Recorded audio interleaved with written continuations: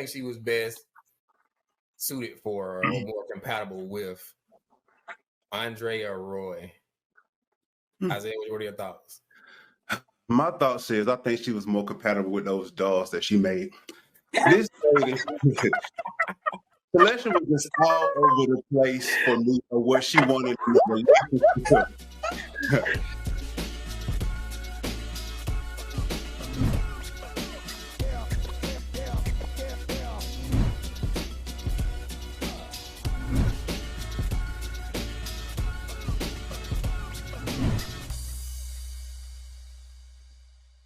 So, hey everyone, and thank you for joining again with us. My name is Chris Colston. I'm here with Isaiah Tukes, Kimberly Lake, and Laria Reed, and we are Four Friends in a Book.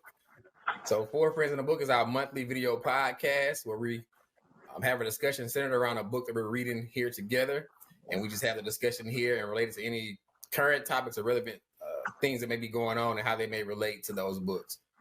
So, first of all, please like, share, subscribe, comment to us, to our Four Friends in a Book on all social media platforms. Mm-hmm. And give us some comments, some feedback. We would love to hear from you guys. Even new book recommendations or topics you want to hear us discuss about. So for this month, we're reading a very interesting book, An American Marriage by T.R.A. Jones, and I'm gonna let Kimberly kind of give us a quick synopsis of the book and tell you guys about it before we really get into the details of it. Okay. An American Marriage is about a couple. They're married. They live in Atlanta. It's Roy and Celestial, and they're a young married couple, haven't been married long. They go back to Roy's hometown for a visit, and while they're there, Roy is wrongfully accused and then convicted of rape. So he is sent to jail, and the book basically goes through the changes and the struggles of their relationship as a result of that conviction, and it's some surprising twists and turns, but I don't want to ruin all of it for you. But that's basically the synopsis of the book. Mm-hmm. Spoiler alert. Spoiler alert. You just told me. Probably will get into some of the details of the book. It's really and just hard. Well, look, that's on the synopsis of the book. So. Okay. But it's really hard to even talk about the book without getting into those details. So if you hadn't read the book, we might give y'all a few spoilers. I'm sorry. I mean, again, we want you guys to read along with us. So, but maybe it may, I guess, force you or even push you to go read the book if you haven't already read it. So, even with that being said, so Kim kind of broke it out. You have a couple, Roy and Celestial, that kind of newlyweds. They go back to his hometown. Turn of events happen, and he ends up in jail. So crazy situation. Yes. It's actually written in three different perspectives. So you have Roy, Celestial, and Andre. And as the book kind of plays out, you hear these different perspectives and different, I guess, people narrating the book. So even with that being said, do you guys have, I guess, who was your favorite character, or even just get into your own summation of the book? What were your thoughts as far as, how the book was laid out? Again, if you had favorite characters, kind of your takeaways. So we'll start with my brother Isaiah. Isaiah, you got anything for that? Yes, sir. I want to start at, believe it or not, my favorite character of the book was like Big Roy. And the reason I like Big Roy, because one, he raised Little Roy as his own son. Never even abandoned Roy, loving him, as you can love your own child. But Big Roy could only do so much when Little Roy went to prison. And even when Little Roy was released from prison, Big Roy even encouraged Roy to, fight for his marriage, and even provided the means for him to get from Louisiana to Atlanta, to go and see his wife, to see what he can do to recover, the lost times that, that he spent away in prison. And, Big Roy actually instilled a lot of values, as well as to his mom, Olive, into Little Roy. And, we saw those values of him, going through the book. So that's why that's one of my favorite characters of the book. Wow. Yeah. That's good. Mm-hmm. Laria, you want to go next? Yeah, sure. Well, Roy was my person, of course. The main character. I really like him for his resiliency, because having never been to jail, you're a Morehouse graduate, you really try to get out, make your parents proud. You get married, you have a good job. You're really trying to better your life so that you don't become a black male statistic that's in jail. And you go through all these things, do the right thing, and still end up in prison. And for him to go to prison and survive, do well, and be able to come out and try to really regain what he can without losing his sanity, I believe is to be commendable. I enjoyed, like I said, the resiliency of him throughout the book. He was always trying to keep his marriage together. He just always tried with everything, even with the twists and turns of his roommate in jail. I don't want to say that. Just everything about his life, you just see resiliency all throughout it. And I think that that's to be commended, because I know so many Black males who try to do the right thing, but for some reason something happens, or but nothing could derail him from what I could see in the book to get him off course. So yeah, it's just the audacity of hope, so to speak. I like that. Yeah. That's good. Ken, we'll come back to you for kind of a quick. I know you kind of introduced the book, but who were your favorite characters?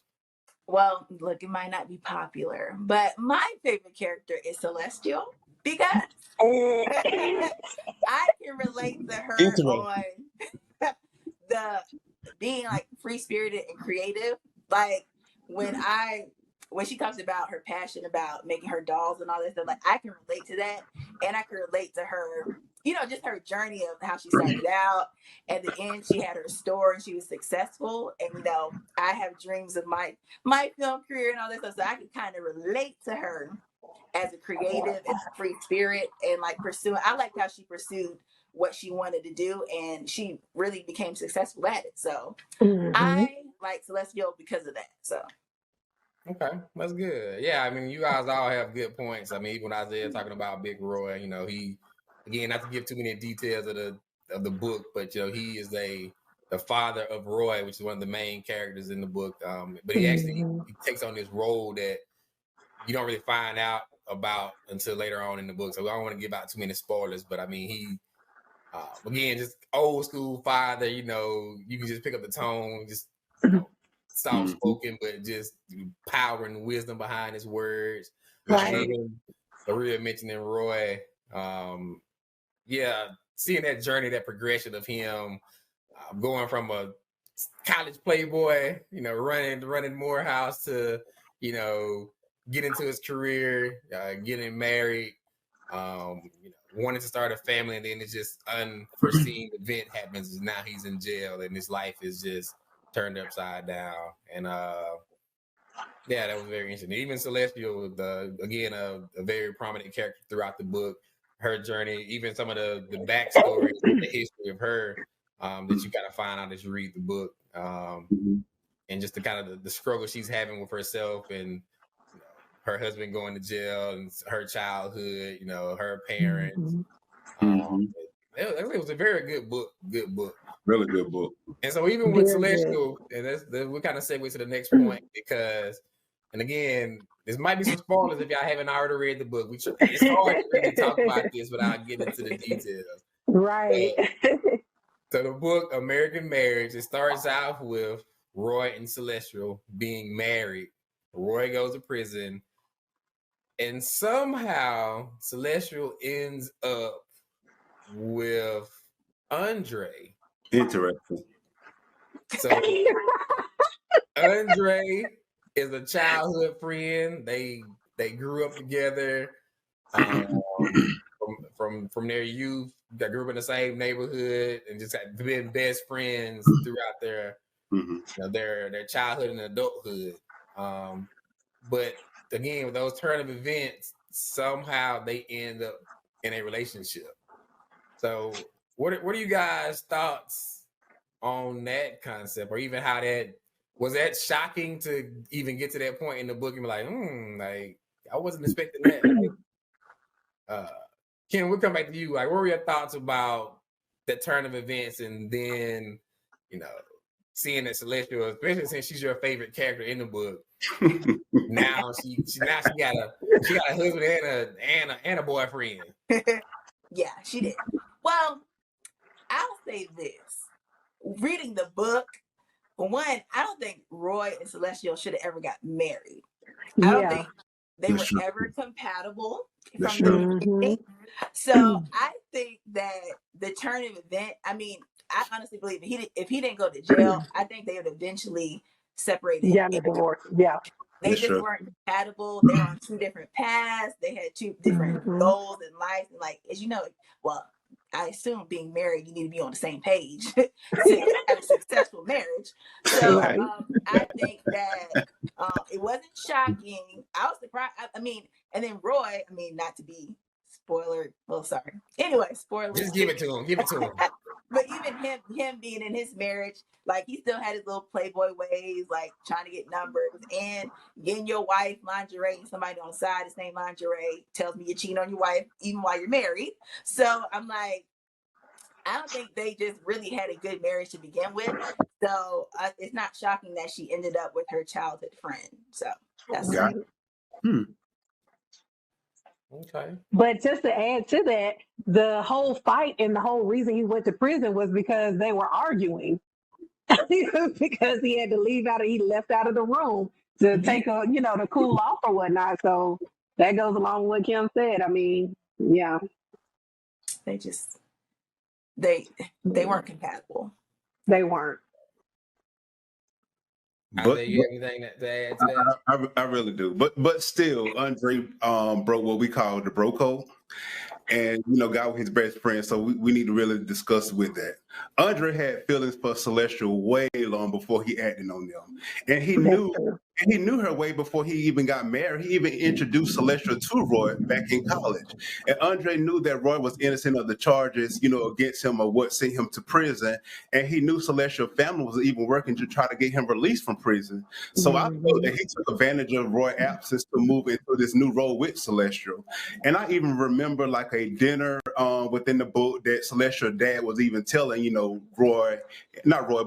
Andre and Celestial, like, why did y'all wait until Roy went to prison to start this new romance? Like, you had all the time in the world before you even met Roy to act upon this, romance. And, she may have even been strong in her business life, like what Kim said, but, in her personal life, she seemed like a very needy woman. And I can't even respect Andre because how do you prey on your friend's wife while he's incarcerated? Like, I just can't get with that. And maybe I got too invested in the book. And,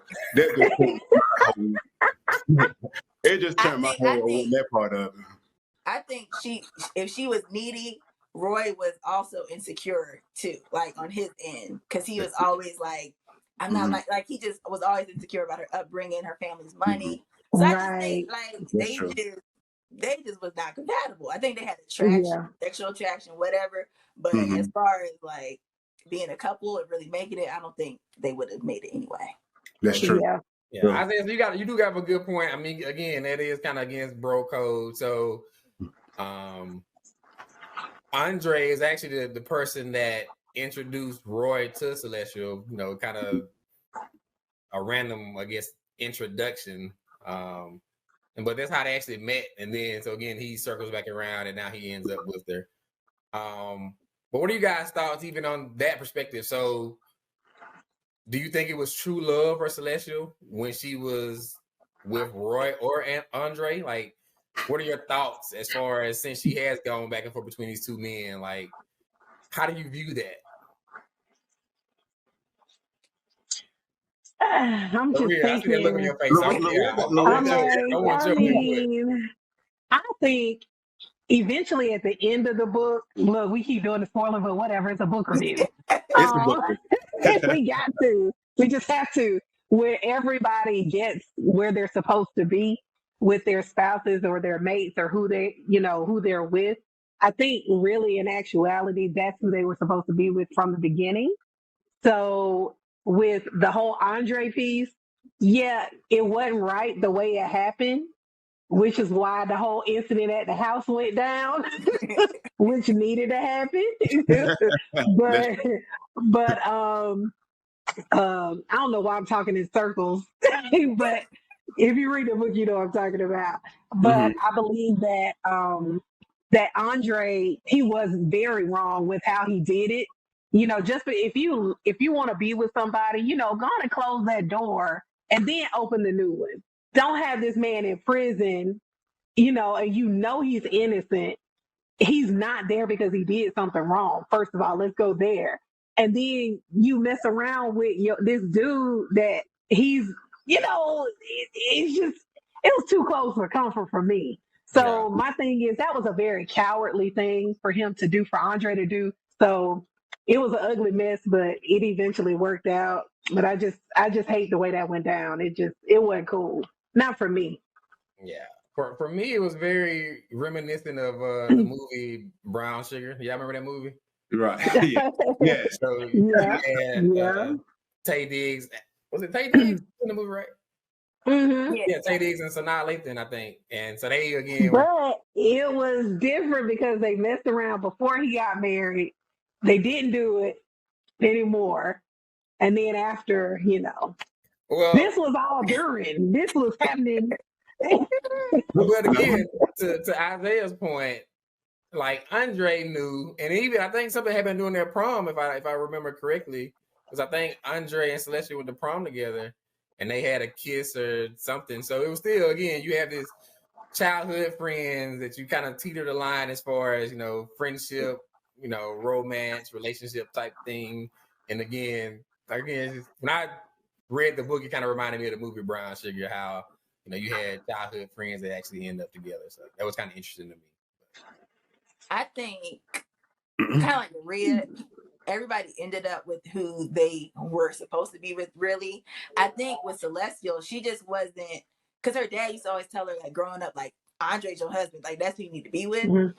So I just don't think she was mature enough or, you know, in her womanhood enough to kind of even be with him. He always loved her, but she wasn't open to, even like the prom night, she was like, can we forget about that? Like, that even happened. So I think she just wasn't in a space until later in life to receive him. But I agree with Laria. I feel like if they were like that, they should have just closed the chapter, got the divorce, and then moved on. Because that's why it kind of reminds me how, like, Bill Cosby on his show talked about how who was it? Vanessa, when she brought her man home on the trash can lid. So like the relationship was presented in that way. So that's why her parents weren't with it, like, because it was like on the trash can lid. It wasn't done the right way. So I think that would help them. But I think they just ended up who they were supposed to be with in the end. So right. It was messy how it got there, but it got there. One of the quotes that I wrote down in the book that kind of stood out to me was it was in chapter 1, I think, but it says love is the enemy of sound judgment.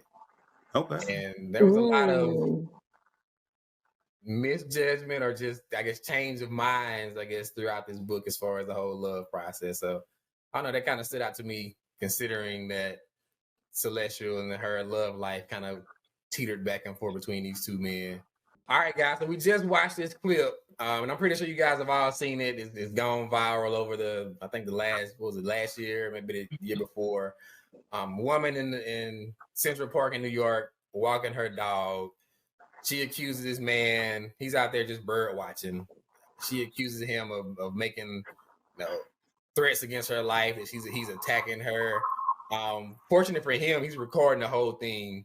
And he's not doing anything to the woman at all, but she calls the police and just is pleading this case as far as, you know, him almost just threatening her life and attacking her, when the video clearly shows that that's not going on at all. What are you guys' thoughts on this whole Karen culture and people so quick to call the police and just for trivial accusations that seem kind of unwarranted? Kim, you want to go first? Sure. I think it's unfortunate Roy had to go through that situation. Even like I think about if I had sons or somebody in that same predicament, I'd be like, you can't be going to no women's room. Like, I feel like now you want to be nice to people and, you know, you want to do things for people, but just the way the culture is now and just life in general, you just never know people's true intents in their heart. So you can have the best of intentions and get the worst outcome. So like, I think about me having sons, I would be like, never go up to no women's room. I know I raised you to be a gentleman, but never even put yourself in any kind of situation that may turn out in a bad way for you in any way. I feel it's sad we kind of have to raise our boys, especially black men, to kind of think that way. But that's just the way it is here in America. And I know, like me being a black woman, my skin tone, I don't get the benefit of the doubt. So I kind of have to always kind of think of situations and kind of think of the scope of what may happen. And yeah, so that's how I think about that. Okay.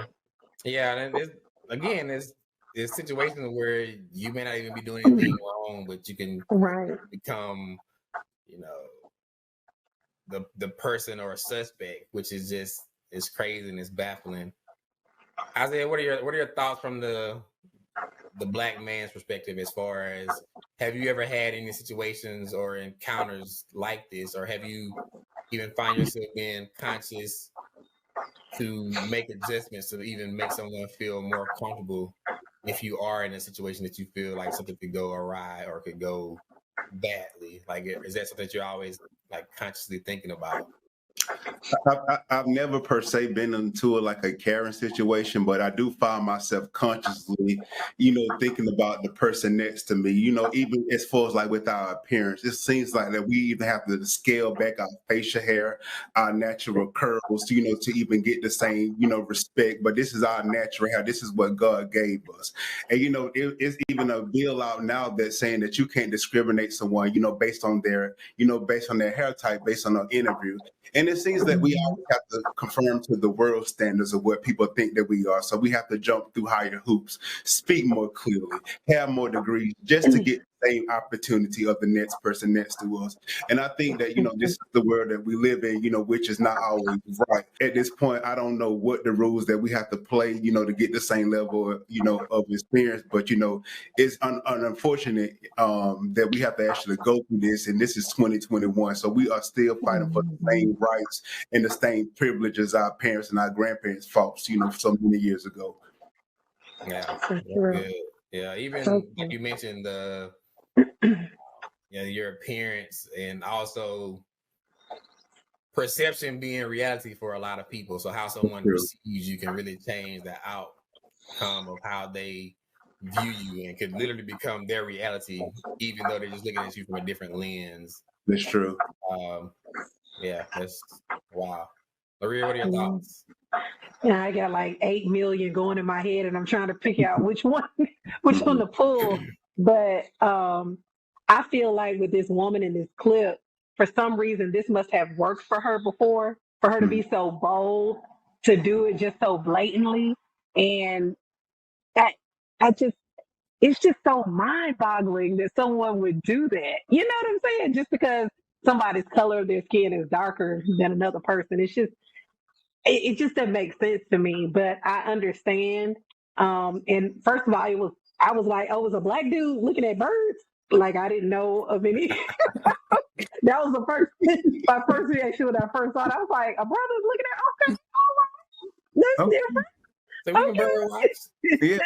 Right. I'm like, what birds you looking at? So yeah, okay. Hadn't heard of that before from a black man, but that was cool to know.